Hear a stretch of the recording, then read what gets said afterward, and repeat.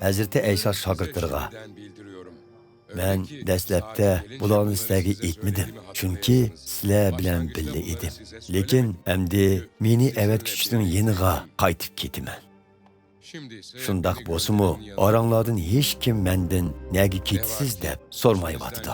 Buning o'rniga sizlarga bularni aytganligim uchun qalbinglar hasrat bilan to'ldi. Mening ketishim sizlarga foydali. Ketmasam sizlarga yordamchi kelmaydi. Ammo ketsam uni sizlarga avatman. U kelganda bu dunyodagi kishilarni o'zining gunohkor ekanligiga, mening haqqoniyligimga va oxirgi zamondagi savol-so'roqning bo'ldiganligiga qoyil qiladi. Ular gunohkor ekanligiga qoyil bo'ladi. Chunki ular menga e'tiqod qilmadi. Ular mening haqqoniyligimga qoyil bo'ladi. Chunki men haqqoniyman. Hem şuna atamның yeniga qaytishga loyiq turman. Shundoq qilib, sizlar meni ko'rolmaysizlar. Ular oxirgi zamondagi savol-so'roqning cho'qim bo'ldiganligiga qoyil bo'ladi. Chunki Xudo bu dunyoning hukmdori bo'lgan shaytonni so'roqqa tortdi. Sizlarga aytadigan yana ko'p so'zlarim bor edi. Biroq sizlar uningga bardoshlik berolmaysizlar.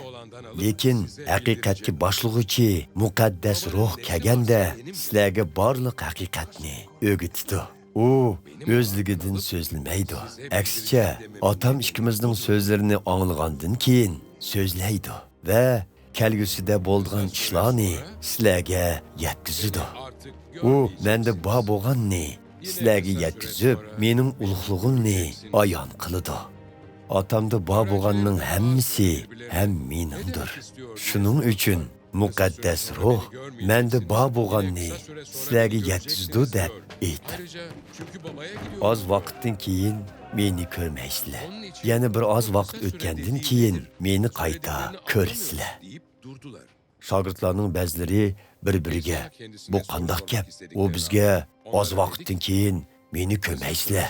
Yana biroz vaqt o'tgandan keyin meni qaytib ko'rsizlar deydi. U yana chunki men otamning yeniga ketaman deydi. Oz vaqtdan keyin degan so'zning ma'nosi zodi nimadi? Uning nimalarni davatqanlarini bilolmadik deyishdi. Hazreti Eysa ularning so'ramoqchi bo'lgan savolini bilib, mundaq dedi. Mening oz vaqtdan keyin meni ko'rmaysizlar. Yana biroz vaqt o'tgandan keyin meni ko'rasizlar deganimning ma'nosini bir-biringlardan so'ravatamsizlar. Bilib qo'yinglarki, sizlar yig'izor qilib qayg'urasizlar. Lekin bu dunyoning odamlari xushal bo'lishib ketadi. Sizlar bo'lsanglar qayg'urasizlar, lekin qayg'ularinglar xushallikqa aylanadi. Ayol tug'utda azoblanadi. Chunki uning azob oqibatlik vaqt soati yetib kelgan. Lekin bu o'g'li tug'ilib bo'lgandan keyin bir farzandning dunyoga kelganligining xushalligi bilan tortgan azobini unutib qoladi. Shuningga o'xshash, sizlarmi hozir azoblanyapsizlar. Lekin men sizlar bilan qayta ko'rishiman. Shu chaqda qalbinglar xushallikqa cho'midi. Xushalliginglarni hech kim sizlardan tortib olmaydi. Bilib qo'yinglarki, shu vaqt kelganda mendan hech narsa so'rashinglarning hojati yo'q.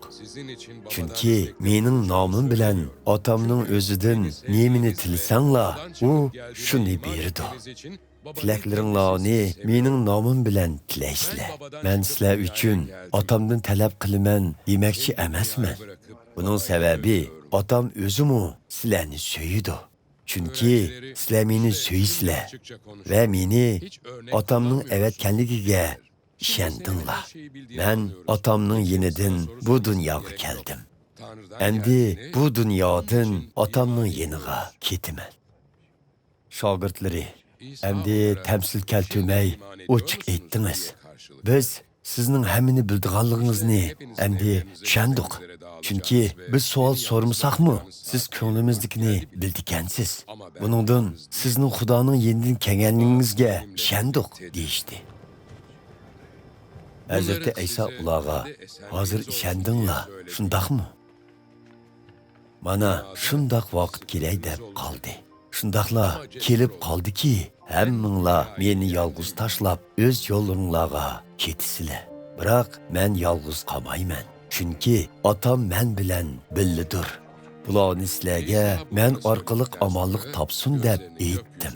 Bu dunyoning odamlari sizlarni azob oqibatga soladi. Ammo g'ayratlik bo'linglar. Chunki men bu dunyo ustidan g'alaba qildim.